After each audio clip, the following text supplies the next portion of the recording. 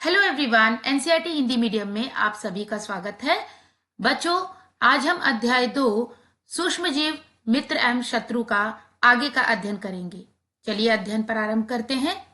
सारणी 2.1 मनुष्य में सूक्ष्म जीवों द्वारा होने वाले सामान्य रोग। तो बच्चों, आइए इस सारणी का ध्यानपूर्वक अध्ययन करें।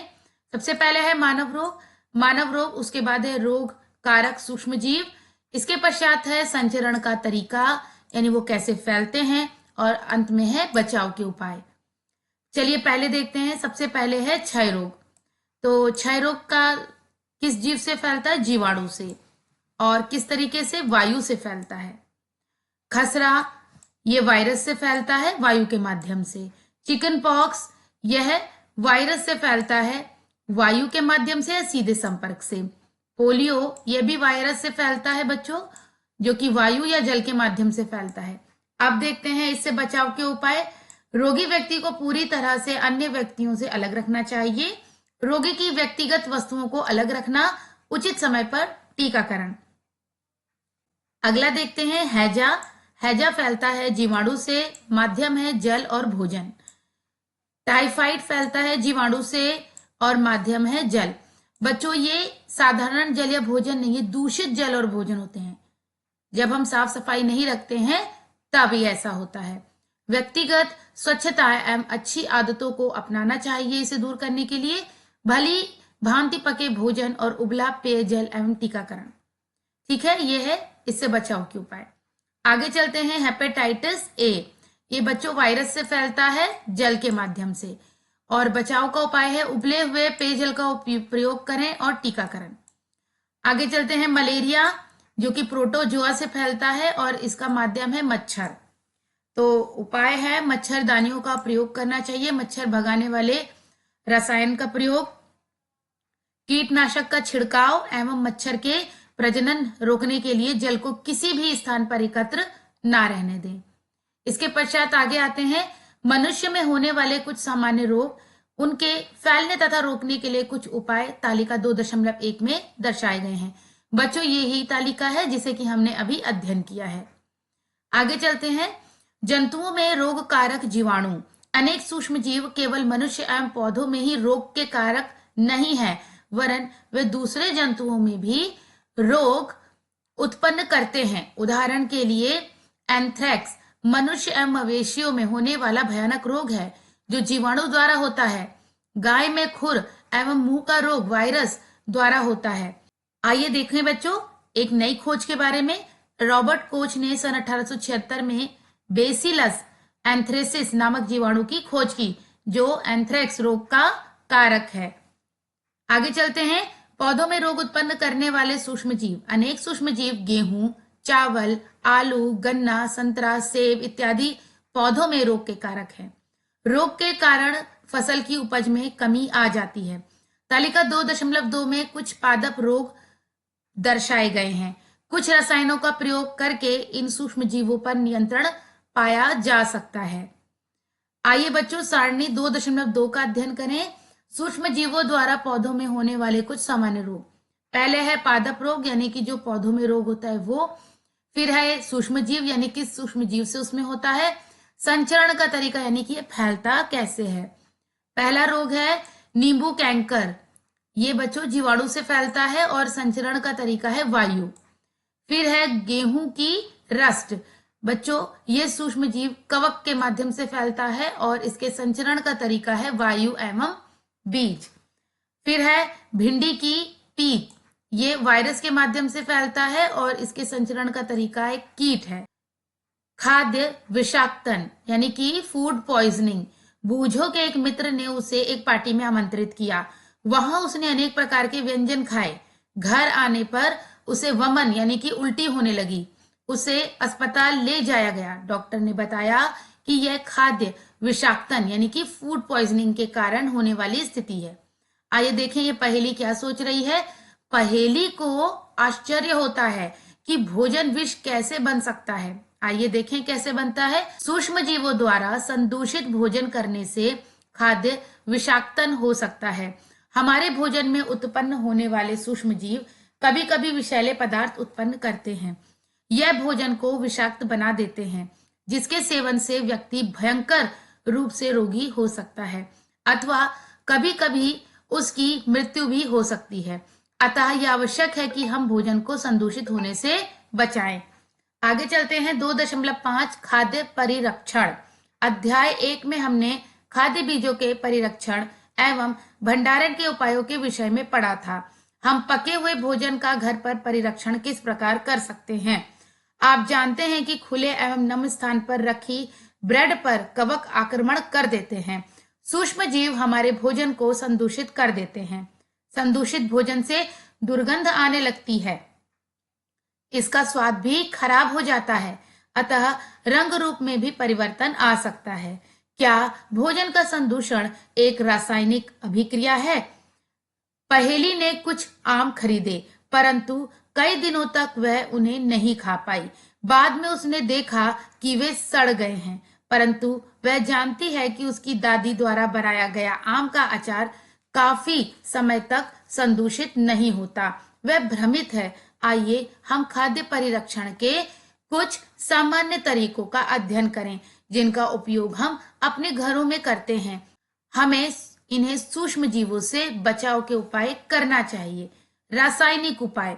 नमक एवं खाद्य तेल का उपयोग सूक्ष्म जीवों की वृद्धि रोकने के लिए सामान्य रूप से किया जाता है, अतः इन्हें परिरक्षक कहते हैं। हम नमक अथवा खाद्य अम्ल का प्रयोग अचार बनाने में करते हैं, जिससे सूक्ष्म जीवों की वृद्धि नहीं होती।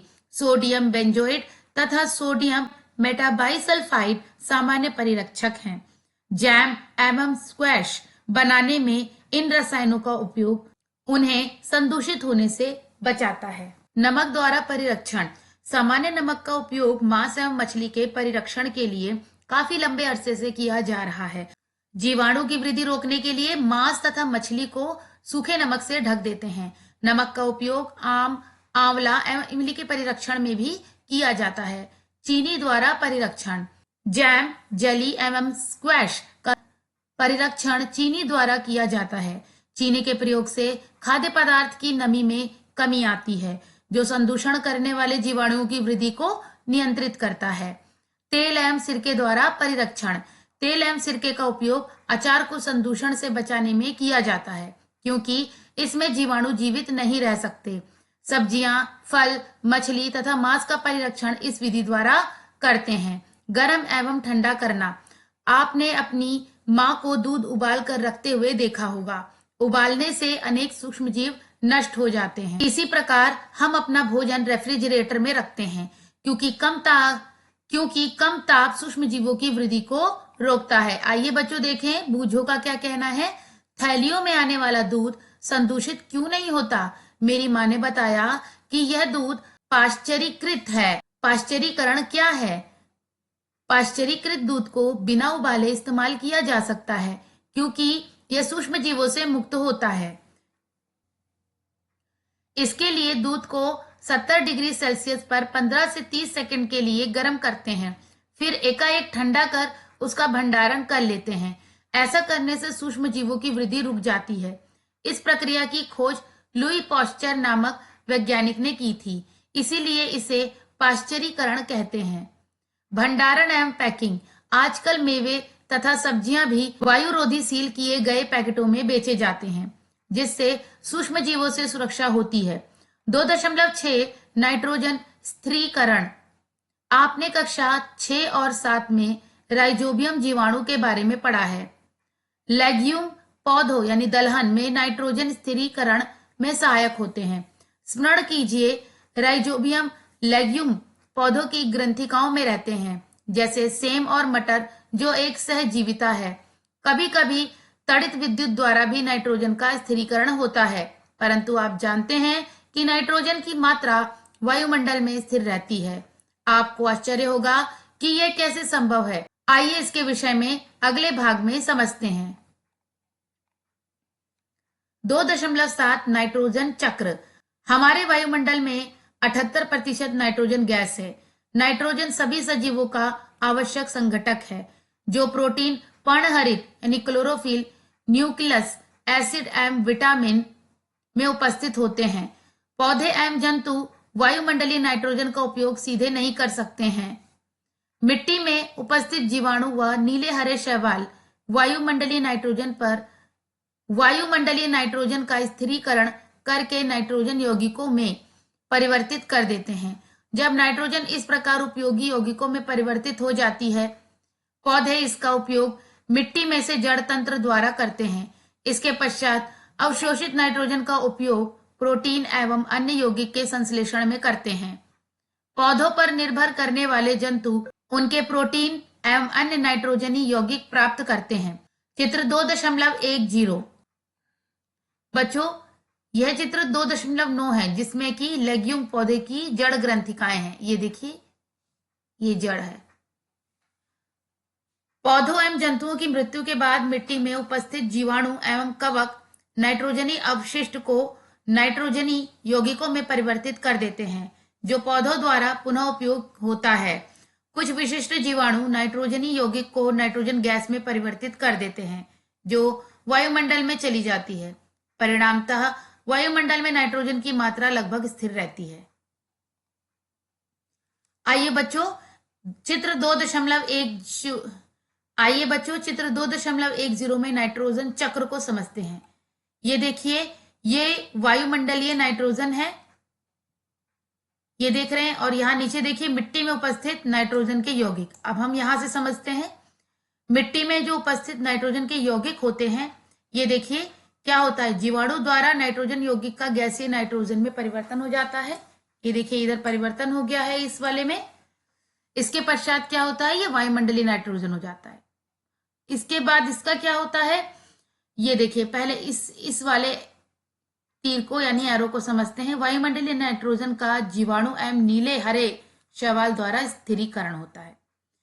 और फिर उसके बाद क्या होता है, ये देखिए इसमें जीवाणु द्वारा स्थिर नाइट्रोजन को नाइट्रोजनी यौगिकों में परिवर्तित किया जाता है। और उसके बाद फिर मिट्टी में उपस्थित नाइट्रोजन के यौगिक, फिर वही चक्र चलेगा।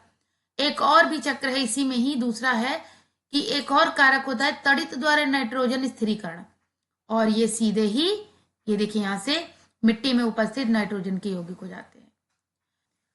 इसके पश्चात यहां पर देखिए बच्चों, मिट्टी में उपस्थित नाइट्रोजन यौगिक क्या होता है, पौधों द्वारा भी अवशोषण होता है, ये देखिए। और इसके पश्चात क्या होता है, जंतुओं द्वारा पौधों का खाना, जब जंतु पौधों को खा लेते तो उनमें। इसके पश्चात जब उत्सर्जन होता है, यानी जब वे मलमूत्र त्याग करते हैं, उत्सर्जन एवं जीवों की मृत्यु जब होती है, द्वारा उत्पन्न नाइट्रोजन जो है वो अपशिष्ट में परिवर्तित हो जाता है, और वो भी तो मिट्टी में ही रहता है। और यानी ये मिट्टी में उपस्थित नाइट्रोजन के यौगिक हैं। ठीक है बच्चों, तो ये है नाइट्रोजन चक्र। तो बच्चों हमने ये अध्याय समाप्त कर लिया है। अब मिलते हैं नेक्स्ट वीडियो में। Good bye everyone.